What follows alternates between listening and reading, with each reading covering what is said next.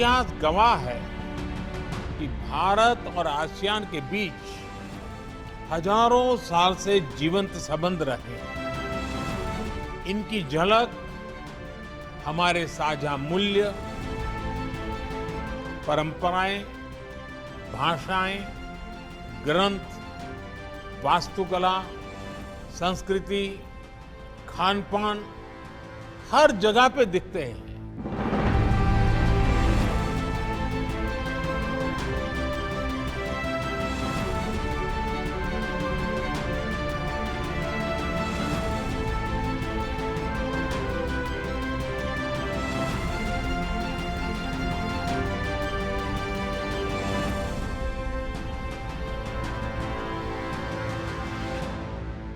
Hello and welcome to Sansad TV. I am Rini Choudhury and you are watching a special report on ASEAN.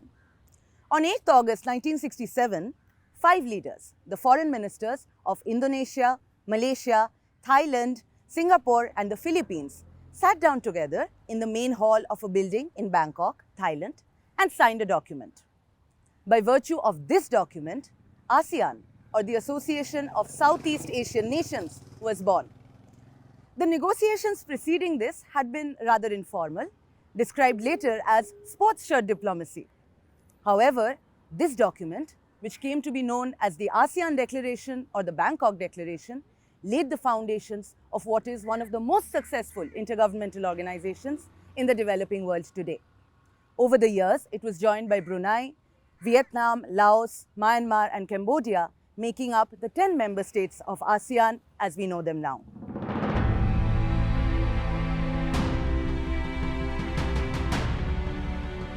The Vice President of India, Shri Jagdeep Dhankar, met King Norodom Sihamoni of Cambodia in New Delhi yesterday. Underlining the age-old civilizational and people-to-people ties between the two nations, both leaders held wide-ranging discussions on bilateral relations and other issues of mutual interest.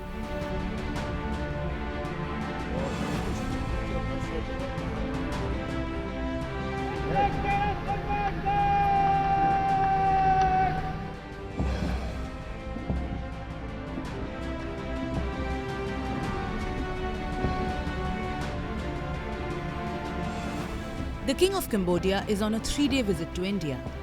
President Draupadi Murmu accorded a ceremonial welcome to the King at Rashtrapati Bhavan. Later in the day, the King also held a bilateral meeting with Prime Minister Narendra Modi. External Affairs Minister Dr. S. Jaishankar also called in the visiting dignitary on the same day. India and Cambodia share historic ties dating back to the 1st century AD, when religious and cultural influences emanated out of India to various parts of Southeast Asia. The two countries share warm bilateral relations and cooperate in a number of multilateral and regional fora, one of these being ASEAN. This is the first visit of the present king to India. It marks the culmination of celebrations of the 70th anniversary of diplomatic relations between India and Cambodia, which were established in 1952. The visit is taking place after almost 6 decades, with the last visit being that of the current king's father in 1963. Cambodia is an elective monarchy, and the king is determined by the Royal Council of the Throne.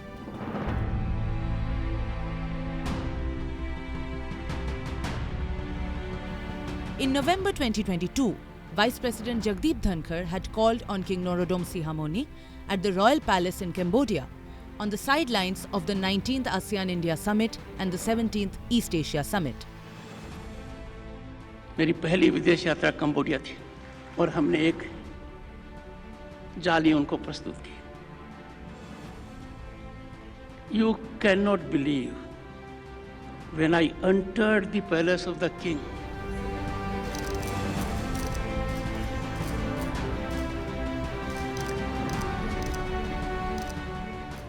Sir वो जाली लगा रखी थी उन्होंने.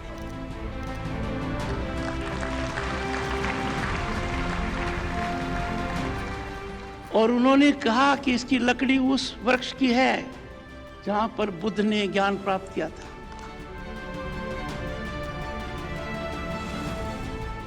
Earlier this year, a delegation from Cambodia, led by Lieutenant General Hun Manet, Deputy Commander-in-Chief of the Armed Forces and Commander of the Royal Cambodian Army, had also called on the Vice President at Parliament House. In the post-Cold War era, a new world appeared to be taking shape. India too was seeking new opportunities, looking at new frontiers to serve its national interest. India's Look East policy, initiated in the 1990s, was essentially a step in this direction. This policy meant connecting India more firmly to Southeast Asia, East Asia and the Asia-Pacific region and building bridges to them, especially through India's eastern states. It is in this backdrop that ASEAN became the very foundation of India's Look East policy and over time has cemented itself as one of the very cornerstones of India's foreign policy as a whole.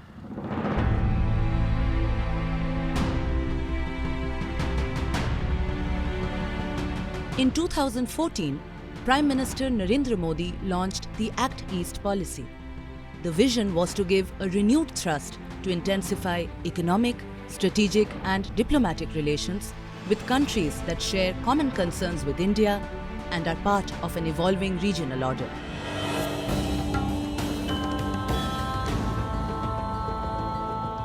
Act East is not different from its earlier avatar, Look East. Rather, these are two sides of the same coin. They represent two different but continuing phases in the evolution of India's policy towards the Asia-Pacific region. 90 के दशक में look east का पहल की थी, उसके बाद से 2014 में आके इसको एक्ट ईस्ट में परिवर्तित किया गया। जो अभी की परिकल्पना है और विशेष तौर पे हमारे मंत्रालय में, जो कि पूर्वोत्तर के विकास पर केंद्रित है,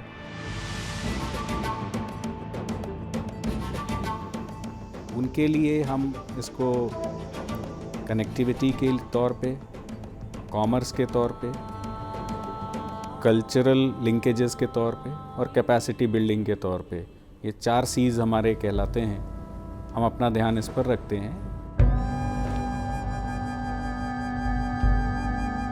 India's Act East policy is also closely connected with its long-term vision of developing its northeastern region, which is considered as a gateway to Southeast Asia. हमने पूर्वोत्तर के लिए एक्ट ईस्ट का संकल्प लिया है। ईश्वर ने इस क्षेत्र को इतने प्राकृतिक संसाधन दिए हैं, इतना सामर्थ्य दिया है, यहाँ विकास की, टूरिज्म की इतनी संभावनाएं हैं। नॉर्थ ईस्ट की इन संभावनाओं पर अब काम हो रहा है। पूर्वोत्तर अब भारत के विकास का गेटवे बन रहा है।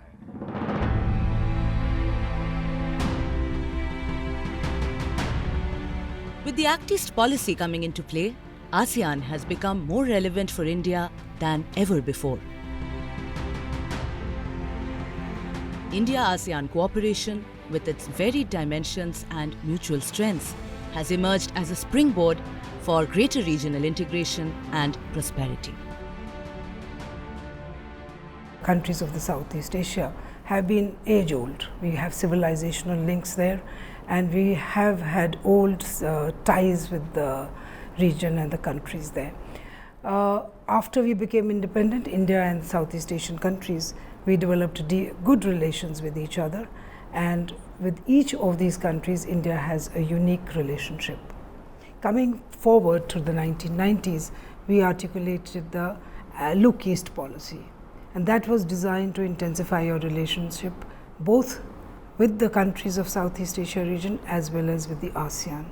And later, as an approach to the region, Prime Minister Modi articulated the Act East policy, which is to give more impetus to our ties in that region. ASEAN works under the overarching motto of One Vision, One Identity, One Community, with its secretariat located in Jakarta, Indonesia. The ASEAN Charter, adopted in 2007, sets out the blueprint for an ASEAN community anchored on 3 major pillars: the political security community, the economic community, and the socio-cultural community. ASEAN countries have a total population exceeding 660 million people and a combined GDP of well over 3.2 trillion US dollars. The key objectives of ASEAN include accelerating economic growth, social progress, and cultural development in the region, promoting regional peace and stability, promoting active collaboration and mutual assistance on matters of common interest in the economic, social, cultural, technical, scientific, and administrative fields. ASEAN's success was based on its economic progress, economic integration and growth. And what it thought was that it wanted to extend that understanding to its closest partners, which was the ASEAN plus 6. So the RCEP, what it tried to do, of course these are still very early days, is to reduce the tariffs on goods that are traded and sourced within the member states. It also reduces the non-tariff barriers.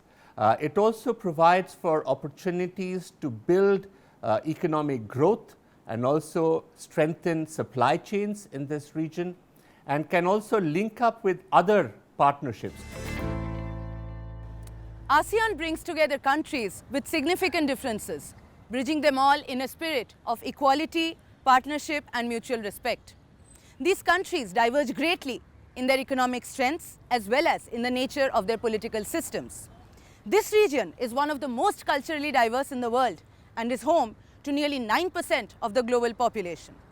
According to the World Economic Forum, ASEAN is the 7th largest economy in the world and is projected to rank at 4th largest by 2050. Let us get to know the 10 member states of ASEAN. Indonesia. Spread across a chain of thousands of islands between Asia and Australia, Indonesia's economy is the largest in Southeast Asia and is one of the emerging market economies. Ethnically, it is highly diverse with over 300 local languages. Only 7% of the country's population speaks the national language, Bahasa Indonesia, as their mother tongue. Malaysia.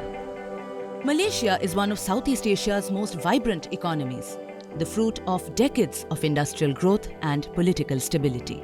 Consisting of 2 regions separated by the South China Sea, Malaysia is a multi-ethnic, multi-religious federation of 13 states and 3 federal territories. With growth powered by manufacturing, Malaysia has firmly established its position as an attractive tourist destination.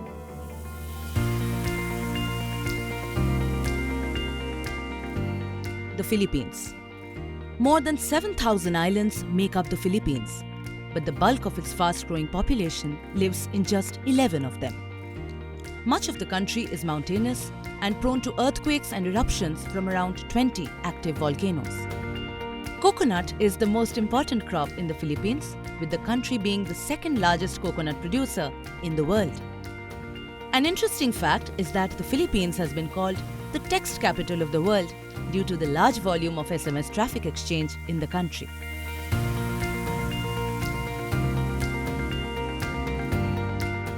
Singapore. Singapore is a wealthy city-state in Southeast Asia. Once a British colonial trading post, today it is a thriving global financial hub. Its trade-driven economy is heavily supported by foreign workers. Singapore is the largest port in Southeast Asia and among the busiest in the world. Singapore is one of Asia's biggest success stories, having transformed itself from a developing country into a thriving metropolis with world-class infrastructure, clean roads, smooth traffic, and a seamless blend of urban living and natural beauty.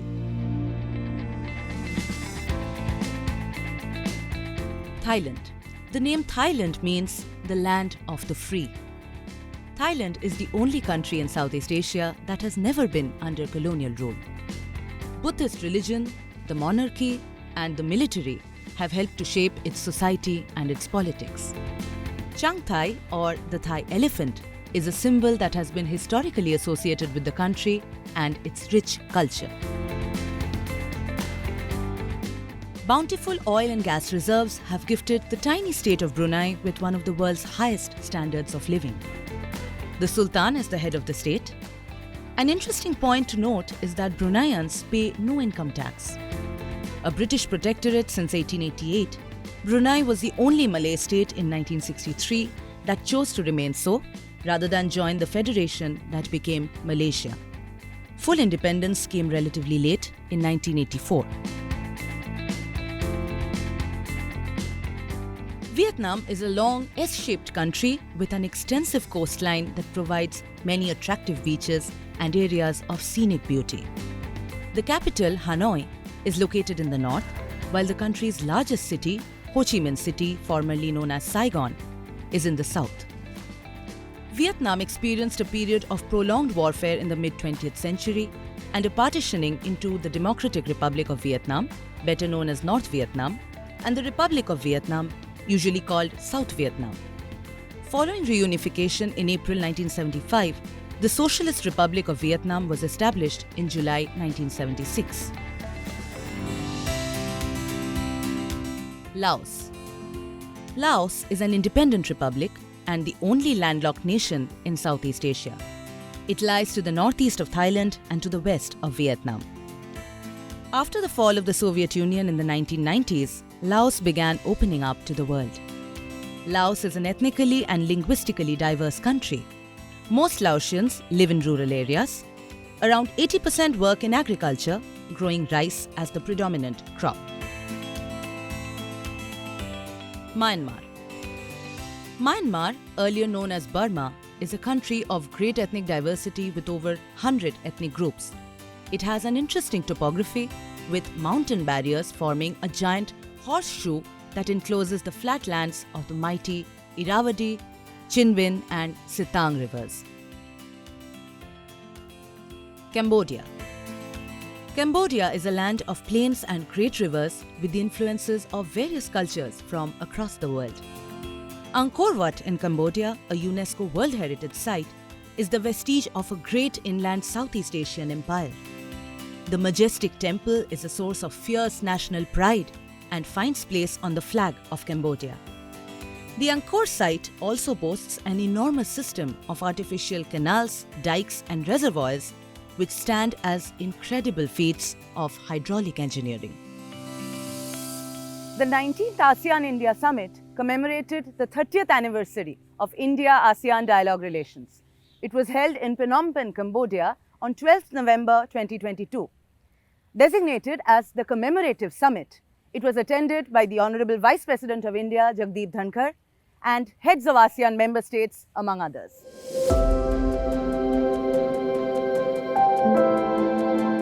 Year 2022 was celebrated as the ASEAN-India Friendship Year to mark the 30th year of India-ASEAN relations.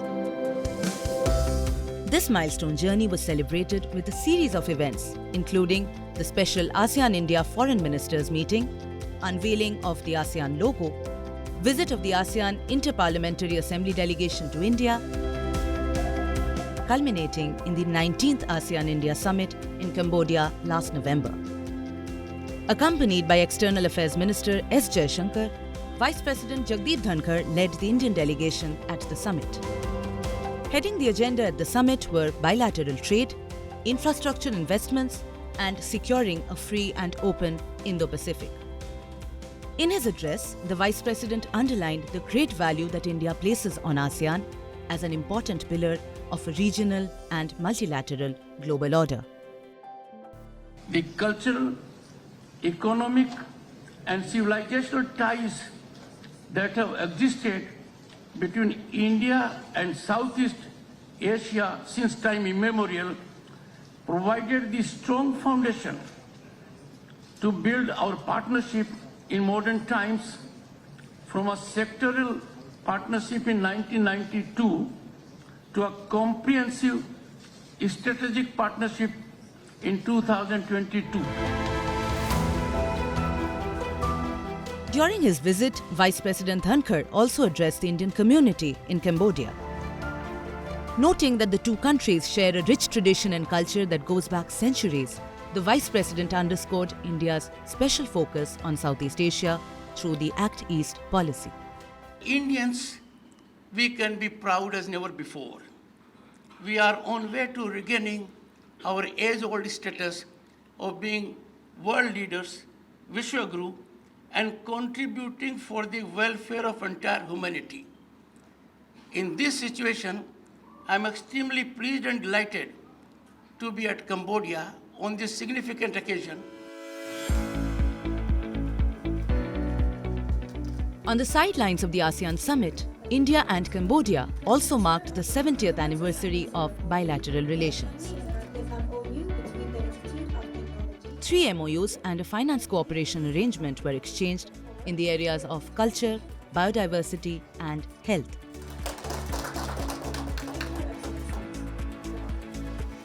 During his 3-day visit, the Vice President interacted with the US President Joe Biden and the Prime Ministers of New Zealand and Japan, along with several other world leaders. He also visited an exhibition of paintings of the ASEAN India Artist Group at the Chaktomuk Conference Hall in Phnom Penh.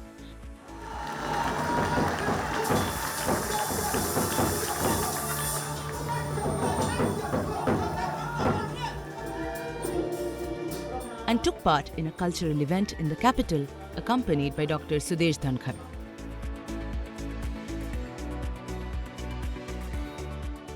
On the last leg of his visit, the Vice President visited the Ta Prohm Temple and Angkor Wat Temple. He inaugurated the completed conservation work of the Hall of Dancers at the Ta Prohm Temple. Prior to his visit to Cambodia, in August 2022, Vice President Jagdeep Dhankar had also received the delegation of ASEAN Inter-Parliamentary Assembly at the Parliament House. The visit of the delegation assumed even greater significance as it came after a gap of 10 years. During the talks, the Vice President underlined India's support to ASEAN unity and centrality in the Indo-Pacific. He also noted that people-centric and result-oriented parliamentary diplomacy can contribute to building a peaceful, secure and prosperous Indo-Pacific region. India-ASEAN relations have evolved and matured over the years, reflecting their mutual trust as well as the increasing robustness of India's economy and its changing global profile. India initially came on board as a sectoral dialogue partner of ASEAN in 1992, which was upgraded to full dialogue partnership in 1996. Since 2002, we have had annual summits with ASEAN. A decade later, in 2012, this relationship was elevated to a strategic partnership. In 2015, India formally set up a mission to ASEAN to deepen its engagement. Finally, in 2022, a comprehensive strategic partnership was established to further strengthen multifaceted collaboration. India's ties with Southeast Asia stretch back over 2 millennia. Forged in peace and friendship, art and commerce, religion and culture, language and literature, these enduring links have only been strengthened further through the institutionalized partnership between India and ASEAN. ASEAN-India cooperation is truly diverse. It encompasses a range of sectors such as trade, science and technology, agriculture, environment, human resource development, energy, telecommunications, infrastructure, tourism, culture and health, among others. India's journey with the ASEAN began in 1992 when we became sectoral partners. This was basically a dialogue at the official levels, but since then our ties with the ASEAN have been intensifying. For example, in 1995 we became full dialogue partners. Thereafter, our relationship was upgraded to a summit level in 2002, and every milestone we find that our relationship went forward. In 2012, it became a strategic partnership, and the 25th anniversary of our ties, all the 10 heads of state of the ASEAN countries were invited as chief guests to the Indian Republic Day. And that was a very big recognition of the importance that we attach to the ASEAN countries and to the region. India and the ASEAN have signed 2 trade agreements in goods and services, creating one of the biggest trade areas with a market of 1.9 billion people which is almost 1/4 of the world's population. With each ASEAN member, India has growing diplomatic, economic and security partnership. We work together to keep our seas safe and secure. Over 20% of India's outbound investments go to ASEAN. Led by Singapore, ASEAN is India's leading source of investments. Over 6 million strong Indian diaspora in the region also constitutes an extraordinary people-to-people connect between these two partners. The year 2022, marking 30 years of India-ASEAN diplomatic relations, was celebrated as the ASEAN-India Friendship Year. Earlier, India had invited leaders of ASEAN nations to witness the 69th Republic Day Parade at Rajpath in conjunction with the ASEAN-India Commemorative Summit 2018. The same year, the Bharat-ASEAN Maitri Park was inaugurated in the national capital.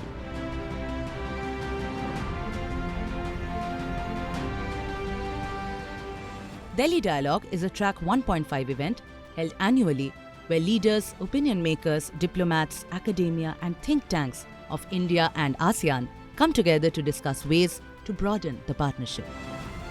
The ASEAN-India network of universities has been set up with Nalanda University as the nodal institution to create a vibrant knowledge ecosystem based on cultural and civilizational linkages.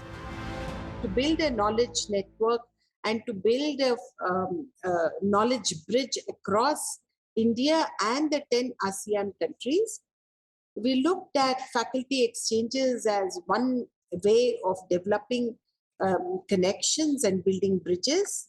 The other is the doctoral student exchanges between the ASEAN countries and Indian institutions, and joint PhD supervision and joint research. These were the three segments of ASEAN-India network of institutions. The India-ASEAN relationship holds immense promise in today's rapidly changing geopolitical space. Increased people-to-people interactions, trade flows, and collaborative initiatives are fostering deeper social connections and creating new opportunities.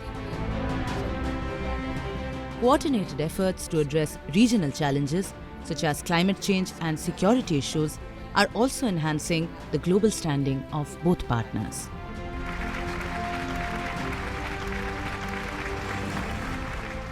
With a shared commitment towards peace, stability and inclusive growth, the India-ASEAN partnership is poised to flourish and create a brighter future for the region and for the world in the 21st century.